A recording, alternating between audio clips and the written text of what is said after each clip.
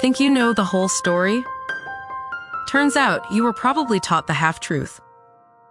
Welcome to Half-Truths. There's an image burned into our collective memory. It's a simple black and white cartoon figure, a sailor with a jawline you could crack walnuts on, anchors tattooed on his impossibly bulging forearms, and a corncob pipe perpetually jutting from his mouth. He's in a jam. His rival, the colossal Bluto, has him on the ropes. All seems lost, and then he reaches for it. A simple, unassuming can of spinach. He squeezes, the green contents shoot into his mouth, and in an instant, his muscles inflate like balloons. The tables have turned. Popeye the Sailor Man is invincible. This little scene, in its dozens of variations, is more than just a cartoon trope. For many of us, it was our first lesson in nutrition. The logic was simple, direct, and irrefutable. Spinach makes you strong. Why? Because it's packed with iron. This wasn't just cartoon logic. It was presented as scientific fact. It was the line our parents used at the dinner table, pushing a pile of wilted green leaves onto our forks. "Eat your spinach," they'd say. "It'll give you big muscles just like Popeye." And we believed it. How could we not? The evidence was right there on the television screen. The idea became a kind of cultural shorthand. Spinach equals strength. It became one of those foundational, unquestioned truths we carry with us from childhood into adulthood. It's a fact as solid as the idea that glass is a slow-moving liquid or that we only use 10% of our brains. Simple, compelling, and utterly ingrained in our understanding of the world, we see iron-rich spinach on health blogs, in magazine articles, and on restaurant menus. The connection is immediate and automatic. We know, deep in our bones, that this leafy green is the undisputed king of iron, a shortcut to vitality and power. But this is Half-Truths, the podcast where we take those solid, foundational facts and give them a little push just to see how sturdy they really are. And the story of spinach, iron, and the world's most famous sailor is a perfect example of a fact that feels like solid granite but is actually built on something much, much shakier. What if I told you that the scientific bedrock for this entire belief system, the reason your parents bribed you with dessert to finish your greens, the reason a Texas town erected a statue to a cartoon sailor, was all a lie? Not a malicious lie, but a lie born from something almost comically mundane, a simple typo. A misplaced decimal point in a dusty old German scientific journal. Today, we're pulling the thread on the great spinach myth to uncover how a single slip of the pen created an iron-clad half-truth that conquered the world. To understand the power of this myth, we first have to appreciate the story we all know and love. It's a story of science and pop culture performing a perfect duet. The star of the show, of course, is Popeye. When cartoonist E.C. Seeger first introduced Popeye in his comic strip Thimble Theater back in 1929, the sailor was initially a minor character. But his gruff, mumbling, tough guy charm was an instant hit with readers. He soon took over the strip, and as his popularity grew, so did the need for a good narrative device. Seeger needed a way to explain Popeye's incredible, superhuman strength. His solution was brilliant in its simplicity. A can of spinach. Before the spinach, Popeye would sometimes gain his strength by patting the head of a magical creature called the Wiffle Hen, but that was a bit complicated, a bit too fantastical. Spinach, on the other hand, felt grounded. It felt real. It tapped into a pre-existing notion of healthy eating and gave it a super-heroic twist. The Spinachosa Power UP trope debuted in a 1932 cartoon, and it stuck. From that moment on, the sailor and the vegetable were inseparable. Whenever Popeye was in a bind, he'd down a can of greens, and his biceps would transform into engines of destruction, ready to deliver a mighty twister sock to his nemesis Bluto.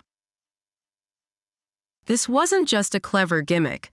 It had a staggering real-world impact. The United States was in the grip of the Great Depression, and the government was actively promoting vegetable consumption for a healthier, more resilient population. Popeye became an accidental and wildly effective public health ambassador.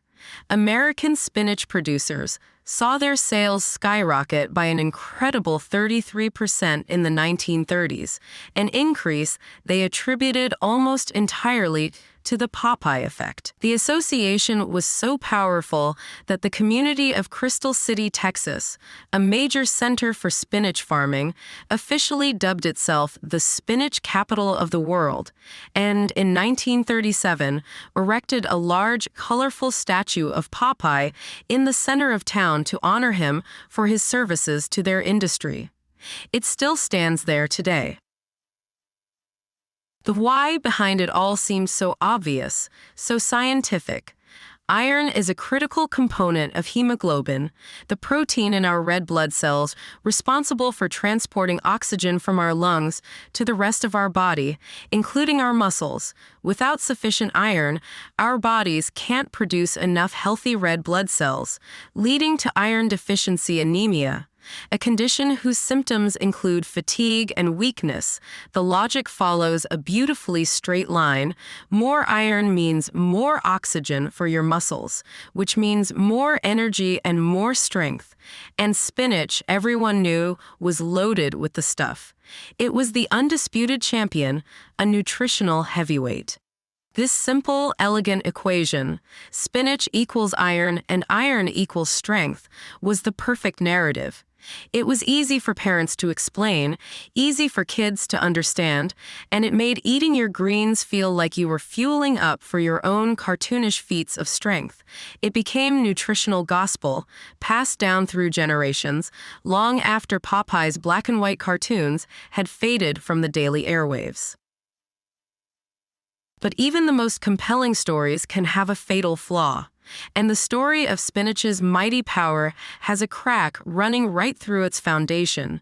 The deconstruction of this myth begins not with a bang, but with a quiet question that nutritionists started asking decades ago. Is spinach really that special when it comes to iron? When you actually line it up against other foods, the numbers tell a different story. 100-gram serving of raw spinach, that's a pretty big bowl of salad, contains about 2.7 milligrams of iron. That's not bad. It's a decent amount. But is it the stuff of legend? A 100-gram serving of lentils has around 3.3 milligrams. A similar portion of beef has about 2.6 milligrams. So, spinach is good, but it's hardly in a league of its own. It's a solid player, but not the superstar the myth makes it out to be.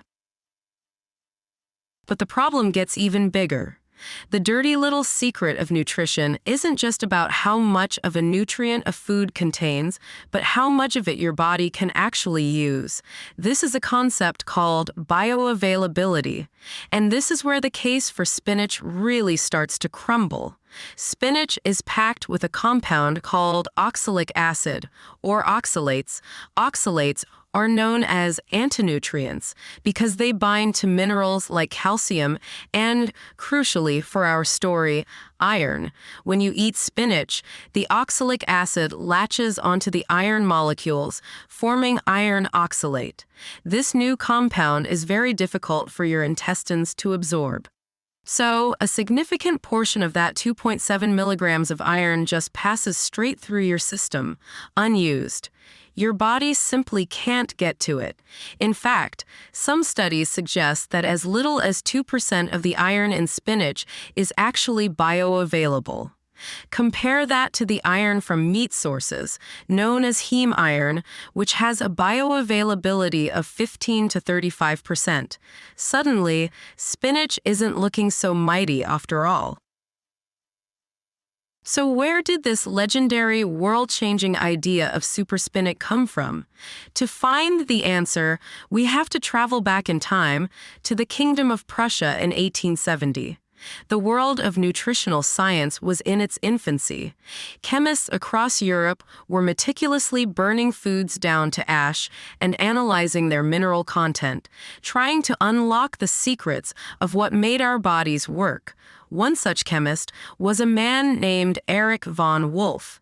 He was a respected scientist, and he was conducting a study on the nutritional composition of various green vegetables. As part of his research, he carefully measured the iron content of spinach. And here, in his laboratory notes, is where the mistake was made. According to the story, when Dr. von Wolff transcribed his findings, his pen slipped.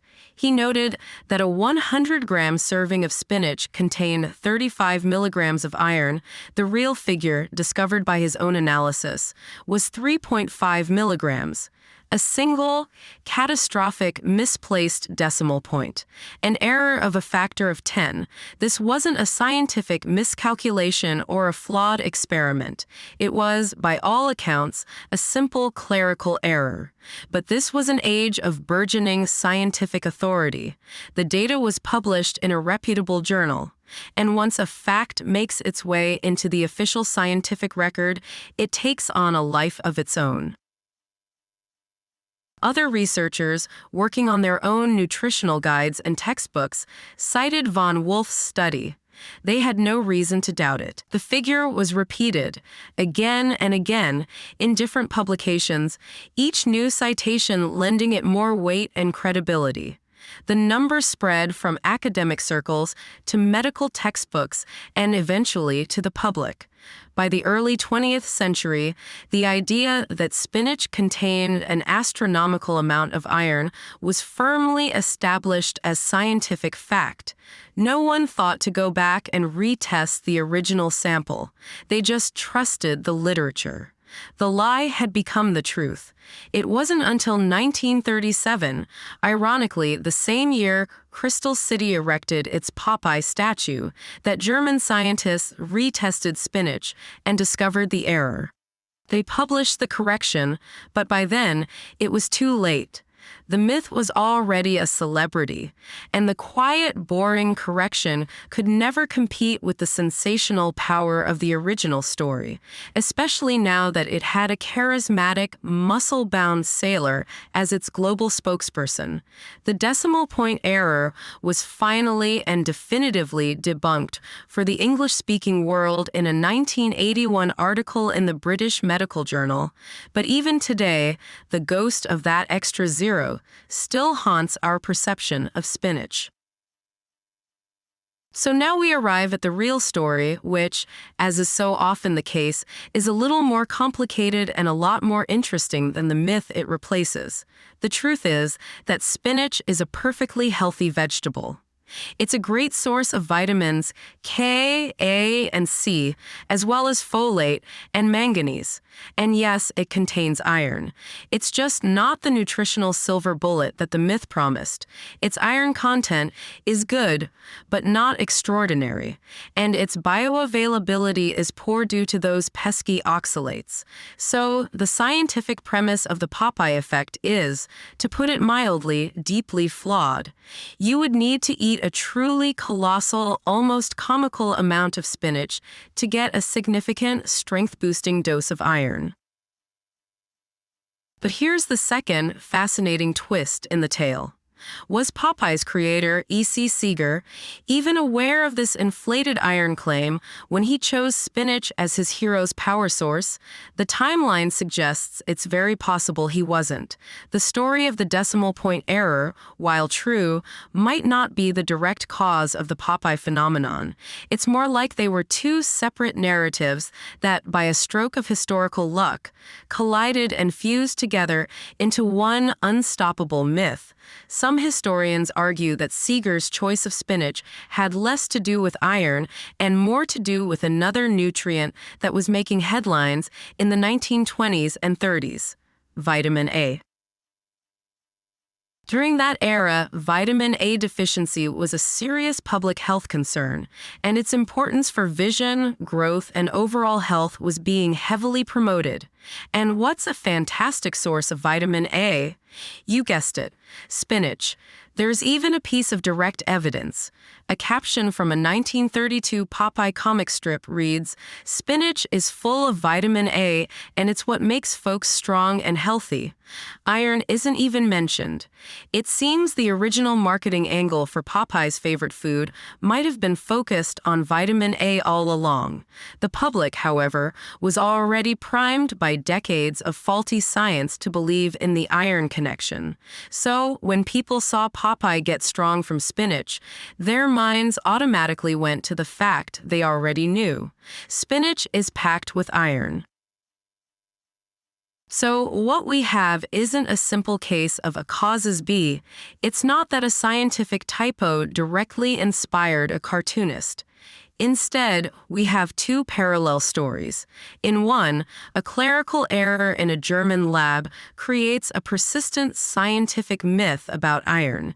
In the other, a cartoonist in America chooses a vegetable, possibly for its vitamin A content, as a convenient plot device. But when the cartoon became a global sensation, the pre-existing iron myth provided the perfect ready-made scientific explanation for Popeye's power.